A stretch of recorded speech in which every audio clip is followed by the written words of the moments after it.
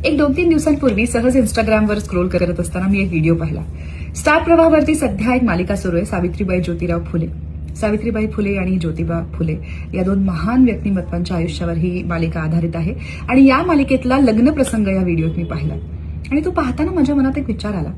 आजकालच्या काळात आपण एवढ्या आयडियल रिलेशनशिप्स आणि ग्रीन फ्लॅग्स आणि कपल गोल्स बद्दल बोलतो, पण तरी सुद्धा दोन व्यक्तींना एकमेकांबरोबर लग्न करताना सतत हा विचार असतो की माझ्या स्वातंत्र्याचं काय, लग्नानंतर माझं आयुष्य बदलून जाईल का. विशेषतः मुलींना हा विचार बऱ्याचदा येतो की माझ्या करिअरचं काय, मला शिक्षण पूर्ण करू देतील का, मला बाहेर जाऊ देतील का, मला हवं तसं वागू देतील का, कपडे काय घालू देतील. आणि अशा काळामध्ये आपण आज राहतो की सगळं आसपास इतकं प्रोग्रेसिव्ह आहे, इतकं मॉडर्न आहे. पण तुम्ही विचार करा, त्या काळात ज्योतिबा फुले यांनी आपल्या बायकोच्या आणि स्त्री शिक्षणासाठी फक्त परिश्रम नाही घेतले तर हाल सोसले. सावित्रीबाईंनी सुद्धा स्वतःच्या शिक्षणासाठी, स्त्रियांच्या शिक्षणासाठी प्रचंड प्रतिकूल परिस्थितींना त्या सामोरं गेल्या आणि ह्या सगळ्यात त्यांनी एकमेकांची साथ नाही सोडली. त्यांनी एकमेकांचा हात घट्ट धरून ठेवला, एकमेकांच्या पाठीशी उभे राहिले.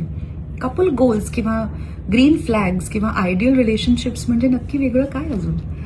मला हा विचार खूप फॅसिनेटिंग वाटला आणि मला असं वाटलं की ही मालिका आत्ताच्या पिढीने आणि ऍक्च्युली आपण सगळ्यांनीच आवर्जून बघायला हवी.